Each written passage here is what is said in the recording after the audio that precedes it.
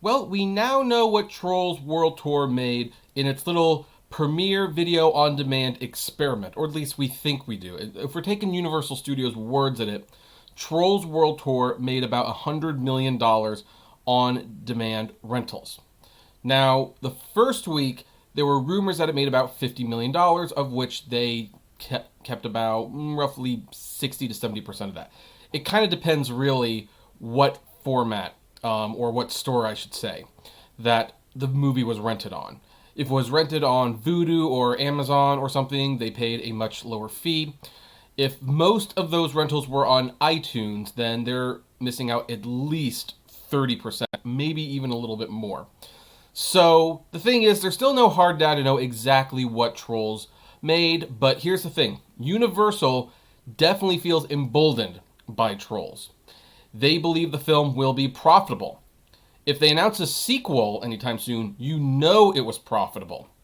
Or maybe, the merchandise just, is enough to keep it around. That's usually what kids' movies are. If the toys sell well, sometimes the movie can underperform and things still work out pretty good for everyone. But it definitely emboldened Universal to make a statement that in the future, they are happy to announce that movies will be on theaters and on video on demand day and date for many of their movies. Not all of them, mind you, but many of them. And here's the thing. The thing about Trolls World Tour was very testy from the beginning. I think people are not understanding what's going on. Because here's the thing. When you look at the situation, I know inevitably people are going to say, what about Artemis Fowl on Disney Plus? What about Scoob on Anywhere? Like, what about those movies? Why are the theaters not going to retaliate against them? And here's the thing. The theater chain, NATO, well, they have made it very clear. All the movie studios have been in discussions with the theaters about what their plans are and their honesty about we have to do this for a few movies that we know are not going to make money. Now, I think the theaters are willing to do this because, first of all, they're their partners. They have to work with them. But also, there's too many movies now. Some of these movies are really never going to get released under this current model. So they know, we might as well work with them now to kind of decide which ones we want to encourage them to keep in the theaters and which ones we are perfectly fine with them sending at home. Movies that might be minor successes. Now, Trolls, the reason they were so upset with Trolls is because it was pretty clear that Universal did not discuss anything. They just made a day and date announcement. And, NATO famously said the theaters will not forget this. And I expected retaliation from them. I agreed with John Campea when he said, they will have Universal movies in less theaters. They won't give them the premium formats. Things like that. Theaters have a lot more power in this situation than people realize, even though they're currently closed. But again, Universal is now feeling emboldened, so they feel so emboldened by the lack of pushback and the fact that theaters can't do anything right now, that they're saying, hey, in the future, day and date. It's going to work out great. If you want to see it in theaters, go see it in theaters. If you want to see it at home, see it at home. Now, I know some people are going to say that this is the future. The window is going to shrink and shrink and shrink, but no, it's not going to shrink that much more. It really can't. Most of the money is still made at the movies. And in fact, here's something that people don't realize. When you have a movie in the theaters, you have a chance to sell it about 3 times. First, you can sell it in the theaters. Obviously, people buy their movie ticket and they see the movie. Heck, they might even like enough to buy a couple of tickets where I'm getting ahead of myself. So yeah, you can sell it to them once that way. Then they might do a digital rental or a digital purchase or maybe even a Blu-ray purchase. And that will bring in some additional money. And then, heck, they're subscribing to a platform that might have that movie, and they're technically selling the platform, so you're selling it a few times over. But here's the thing. Right now, we are in unprecedented times, and while there are people who are perfectly fine with never going to the movie theaters again, a lot of people love going to the movies. They like going to the movies multiple times, and in fact, I am hearing people who have not gone to the theaters in years actually getting a little stir-crazy, like, I can't believe it, but I want to go back to the movies. Can I at least go see a movie? Theaters will always be there. That's not going to change, but you have to make sure it stays a premium, special product. And I even remember growing up, when I would watch like those Disney VHSs and they said, this new movie coming out straight to video or exclusively to home video is what they said, I knew that movie would probably suck. Because if they don't believe in it enough to put it in the theaters, then that speaks volumes about it. But Universal wants to dilute movies, and they made a lot of money doing this, and they want to, I don't know what their end game is, because again, they're only shooting themselves in the foot when they do this. But AMC Theaters is not taking it sitting down. I don't think Regal or Cinemark's going to take it sitting down either. But the CEO of AMC, whose stock has doubled in the last few weeks, by the way. It's still not super high, but it's over $4 a share now as we prepare to reopen the movie theaters and as we have some solid... We have a pretty good idea that Tenet will be coming out in July. He has finally pulled the trigger and said that AMC Theaters will not be playing any more Universal movies, and this is really, really bad for Universal. It's also bad for AMC. It's bad for both of them, so they should really figure something out at this point.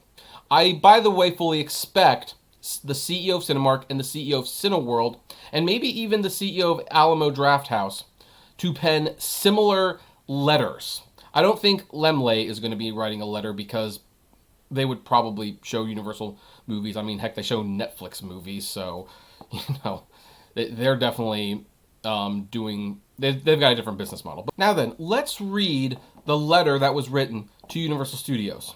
And this was written to Donna Langley, the chairman of Universal Studios. And Aaron's note says, "Dear Donna, at this time of national emergency and the C virus wreaking havoc on the entire world, I hope that you and your loved ones are healthy and safe. I worry and I wish for the best for the health of all of our industry colleagues. Never in our lifetimes have there been a more challenging time."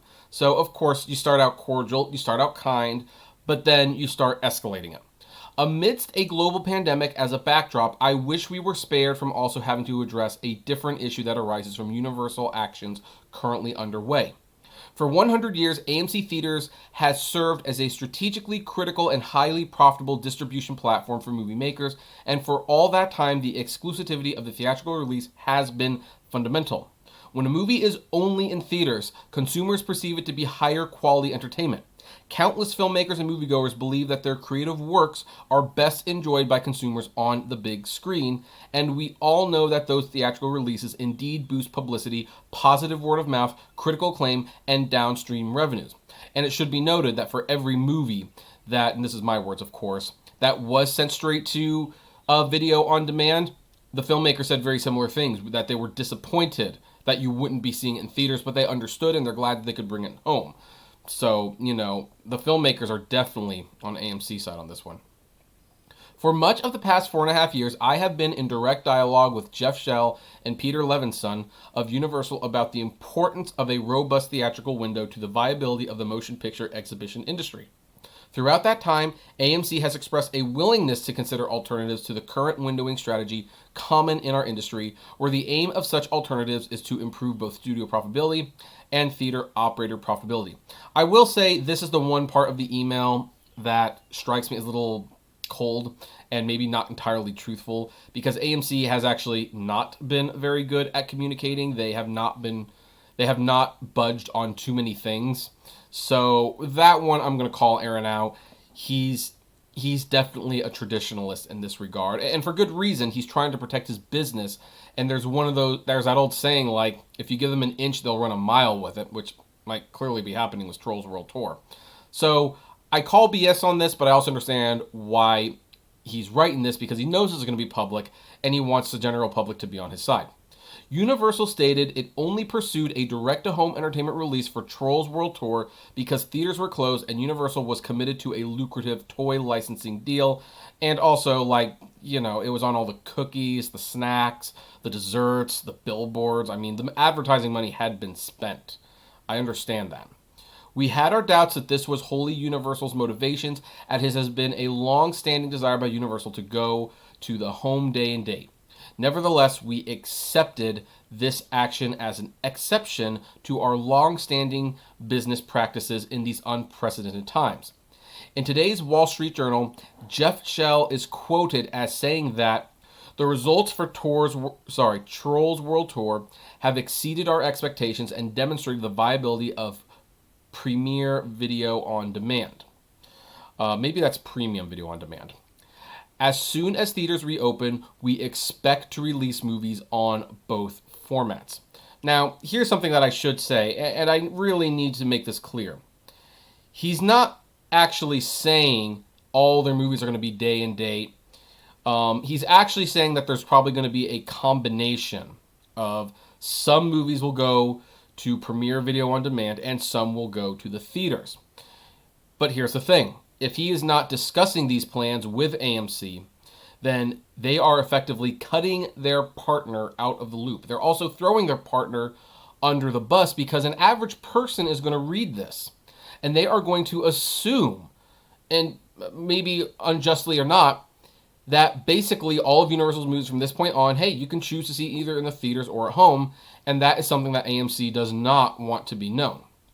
So, this radical change by Universal to the business model that currently exists between our two companies represents nothing but downside for us and is categorically unacceptable to AMC Entertainment, the world's largest collection of movie theaters. Now, that comment, you might read that, I should say, and think that that's basically them like throwing around there like, hey, we've got the most theaters and, this is unacceptable to us. And yeah, that's kind of what it is. They've got the most theaters and they're saying it's not acceptable to them.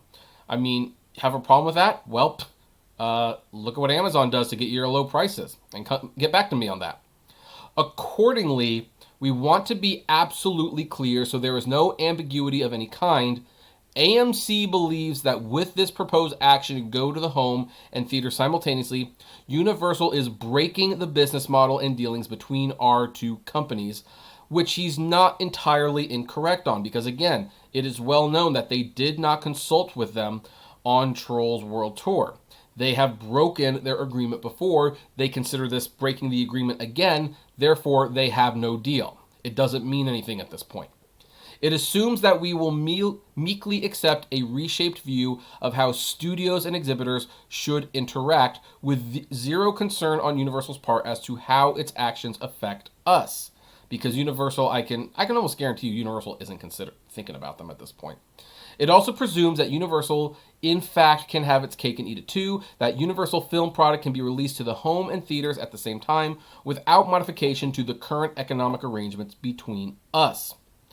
Now, this part is in bold, so this is important. It is disappointing to us, but Jeff's comments as to Universal's unilateral actions and intentions have left us with no choice. Therefore, effective immediately, AMC will no longer play any Universal movies in any of our theaters in the United States, Europe, or the Middle East. This policy affects any and all Universal movies per se, goes into effect today, and as our theaters reopen, and is not some hollow or ill-considered threat. Incidentally, this policy is not aimed solely at Universal out of pique or to be punitive in any way. It also extends to any movie maker who unilaterally abandons current windowing practices absent good faith negotiations between us, so that they as distributor and we as exhibitor both benefit and neither are hurt from such changes. Currently, with the press comment today, Universal is the only studio contemplating a wholesale change to the status quo, hence this immediately communication in response. Now, some people at this point might say, well, what if the other studios do the same thing? What's their leverage then? They won't. They won't. The other studios are very well aware that they make the most of their money in the theaters.